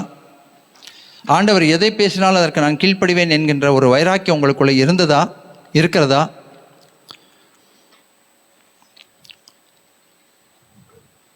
நீங்களே அந்த ஆலயம், நீங்களே அந்த ஆலயம். ஆலயம் கட்டப்படுகிற நாளிலே கர்த்தர் சொல்கிறார், நான் இன்று முதல் உன்னை ஆசீர்வதிக்க ஆரம்பிப்பேன், உன் குறைவுகளை நிறைவாய் மாற்றுவேன், உன்னை செல்வ செழிப்புள்ளவனாய் மாற்றுவேன், அற்புதங்களை உனக்காக நான் செய்வேன், அதிசயங்களை செய்வேன், இமைப்பொழுதும் உன்னை நான் கைவிட மாட்டேன், தாங்குவேன், ஆதரிப்பேன், ஆசீர்வதிப்பேன், அரவணைப்பேன், நன்மையினால் வாயை திருப்தியாக்குவேன். இப்பொழுது நம்ம மத்தியில் ஒரு சிறப்பு சாட்சியாக அர்ப்பணாவுடைய ஃப்ரெண்ட் வந்திருக்காங்க. Good name? Jaflin Jeffrina. இன்னைக்கு வந்து Jeffrina of course she has come. இது ஏற்கனவே வந்திருக்காங்க அவங்க. இவங்க வந்து ஃபர்ஸ்ட் டைம் வந்திருக்காங்க. Welcome you in the name of the Lord. அதுக்கு முன்னாடி அர்ப்பணா ஒரு சின்ன இன்ட்ரோடக்ஷன் அவங்கள பற்றி கொடுத்துட்டு தென் ஜாஃப்லின் கேன் டெஸ்டிஃபை. கர்த்தருடைய பரிசுத்த நாமத்துக்கு ஸ்தோத்திரம். ஜாஃப்லின் அண்ட் ஜெஃப்ரீனா வந்து கிருபா விக்டர் அங்கிள் அண்ட் ஆண்டியோடைய ரிலேட்டிவ்ஸ். ஆக்சுவலி ஆண்டியோடைய சொந்த தம்பியோட பிள்ளைங்க. அவங்க ரொம்ப அழகாக பாடுவாங்க. அவங்க ஃபுல் ஃபேமிலியே ரொம்ப அழகாக பாடுவாங்க. So Jeffrina already she had come once and now she is back with her sister. So இனிமேல் அவங்க நம்ம சர்ச்சில் தான் வர்ஷிப் பண்ண போகிறாங்க. பிகாஸ் அவங்க 2 பேரும் இங்கே படிச்சிட்டு இருக்காங்க. Jaflin is 23 and Jeffrina is 19. So very happy to see them. எப்படி இவங்க எனக்கு பர்சனலாக டச்சில் வந்தாங்கன்னா, நான் 18-19 இருக்கும்போது எழுதின ஒரு பாட்டு பிரசன்னரேன்னு சொன்ன ஒரு பாட்டை வந்து அவங்க 2 பேரும் ரொம்ப அழகாக ஒரு ரூமில் இருந்து கிட்டார் வாசித்து அதை பாடி அவங்க ஜஸ்ட் இன்ஸ்டாகிராமில் போஸ்ட் பண்ணியிருந்தாங்க. எனக்கு ரொம்ப ஆச்சரியமாக இருந்தது. இவ்வளோ வருஷம் கழித்து அந்த பாட்டை ஒருத்தவங்க ஞாபகம் வச்சுருக்காங்களா அப்படின்னு சொல்லிட்டு ஐ கான்டாக்டட் தெம். அண்ட் தென் நாங்கள் 3 பேரும் சேர்ந்து அந்த பாட்டை பண்ணுறதுக்கு ஆண்டவர் உதவி செஞ்சுருக்காரு. ஸோ ஆண்டவருக்கு நான் நன்றி செலுத்துகிறேன். ஜஸ்ட் ஒரு சிம்பிள் கவர் ஒன்று நாங்கள் ரெக்கார்ட் பண்ணியிருக்கிறோம். அது இப்போது எடிட்டிங் ப்ராசஸில் இருக்குது. சீக்கிரமாக அது வெளியில் வரணும்னு ஜெபிச்சுக்கோங்க. பட் ஆனால் நம்ம விதைக்கிற விதை எவ்வளோ வருஷங்கள் முன்னாடி தேவன் நம்மளை வந்து விதையை விதைக்க சொல்லியிருந்தாரு. அப்போ கீழ்ப்படிஞ்சோம், அவ்வளோதான். அதோடைய அறுவடை எத்தனையோ வருஷங்கள் கழித்து ஆண்டவர் காண உதவி செய்கிறாரு. So I praise the Lord. ஜாஃப்லின் நான் மீட் பண்ணும்போது we were in a very similar place when we met each other. அப்போது Jaflin had a lot of questions in her mind. Life பற்றி அண்ட் ஃப்யூச்சர் பற்றி அண்ட் கைடன்ஸ், அந்த path எப்படி போகிறது, அடுத்தது என்ன டெசிஷன் எடுக்கிறதுன்னு. So whatever my testimony is Jaflin's testimony. The year that we thought would be the most wasted year in our lives became the most productive year and the year where our ministry began. So I praise the Lord. எந்த வருஷம் எங்கள் வாழ்க்கையில் இருக்கலே waste பண்ணிட்டோம் டைம்னு நினச்ச வருஷம், அந்த வருஷத்தில் தான் ஆண்டவர் வந்து ஊழியத்தை துவங்கினார். ஸோ நான் வேஸ்ட் பண்ணிட்டு நினச்ச என்னுடைய அரவுண்ட் இந்த ஏஜ் அகெயின் என்னையே நான் மீட் பண்ண மாதிரி இருந்தது அவளக்கிட்ட பார்த்து பேசும்போது. ஸோ நம்மளுடைய சாட்சியை மட்டும் நம்ம சொல்லாமல் இருக்கக்கூடாது, எப்போவுமே சொல்லிகிட்டே இருக்கணுன்றதை ஆண்டவர் எனக்கு நினைப்பூட்டினார். ஸோ நான் ஆண்டவருக்கு நன்றி செலுத்துக்கிறேன். இன்றைக்கி அவங்க 2 பேரும் இங்கே இருக்கிறது ஐ எம் வெரி ஹாப்பி. ஜாஃப்லினுக்கு ஒரு டெஸ்டிமனி இருக்குது, அந்த டெஸ்டிமனி இப்போ ஜாஃப்லின் ஷேர் பண்ணுவோம். Hello everyone, praise the Lord. So ஒரு 2 years பேக் வந்து நான் யூஜி கம்ப்ளீட் பண்ணேன். ஸோ அந்த டைம்லேருந்தே வந்து நெக்ஸ்ட் என்ன பண்ணுறதுன்னு சொல்லிட்டு நிறைய கன்ஃபியூஷன் இருந்துச்சு. எனக்கு ஒரு கிளாரிட்டியே இல்லை. I wanted to do theology, but ஆனால் அதுக்கு எந்த டோர்ஸுமே ஓப்பன் ஆகலை. சரி ஓகே, அது இல்லை, நம்ம அடுத்து நான் இங்கிலீஷ் லிட்ரேச்சர் முடித்தேன். சரி ஓகே, எம்ஏ பண்ணலாம் அப்படின்னு நினைக்கும் போது அதுக்குமே எந்த ஒரு டோர்ஸுமே ஓப்பன் ஆகலை. நான் எல்லா காலேஜ்லேயும் ட்ரை பண்ணேன், எல்லா இடத்துலையும் ட்ரை பண்ணேன், எதுவுமே ஆகலை. ஒரு ஸ்டக்கான ஒரு ஸ்டேஜில் I was there for 2 years.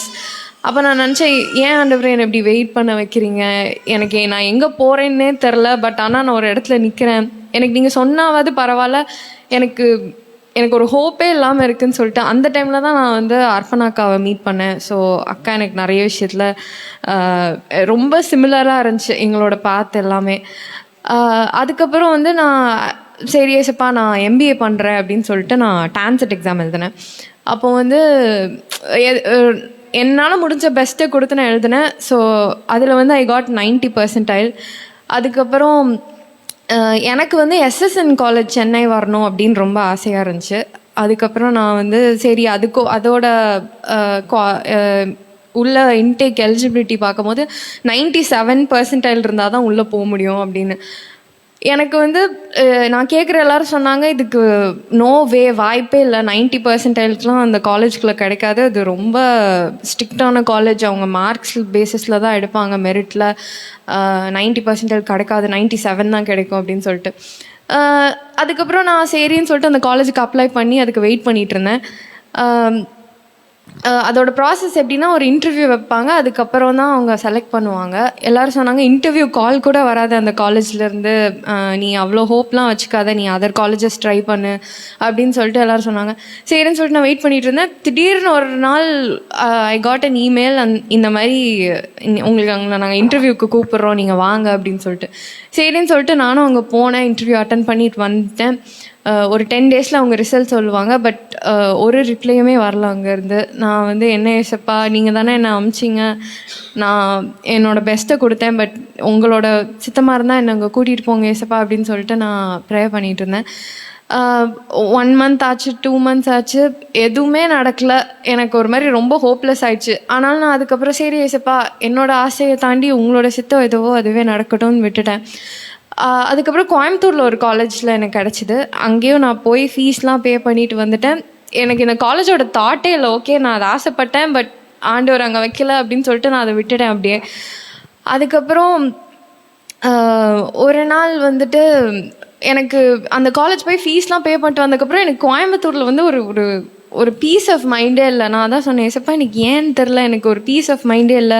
திருப்பி நீங்கள் SSN தான் காமிக்கிறீங்க, பட் அங்கே கிளாஸஸே ஸ்டார்ட் ஆகிடுச்சு. இதுக்கு மேலே அங்கே போகிறதுக்கு வாய்ப்பே இல்லை. எல்லாமே நடந்து முடிஞ்சிச்சு, நீங்கள் எதுவுமே சொல்ல மாட்டேங்கிறீங்க ஏசப்பா, என்னை ஏன் திருப்பி ஒரு கன்ஃபியூஸ்டான ஸ்டேட்டில் நிப்பாட்டுறீங்க அப்படின்னு சொல்லிட்டு நான் நினச்சிட்டு இருக்கும்போது தான் ஆண்டவர் சொன்னார், சங்கீதம் 20:4 அவர் உன் இருதயத்தின் வேண்டுதல்களை உனக்கு அருளி செய்து உன் ஆலோசனைகளை எல்லாம் நிறைவேற்றுவார்னும் போது தான் எனக்கு ஒரு ஹோப் வந்துச்சு. ஓகே ஏசப்பா அப்படின்னு.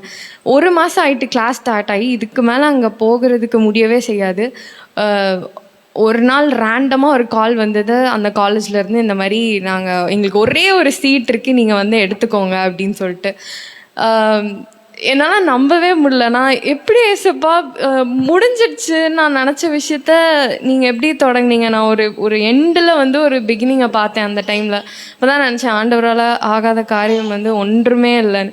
அங்கே மொத்தம் 120 ஸ்டூடெண்ட்ஸ் படிக்கிறாங்க. அதோட லாஸ்ட்டு சீட்டை நான் தான் அங்கே போனேன்.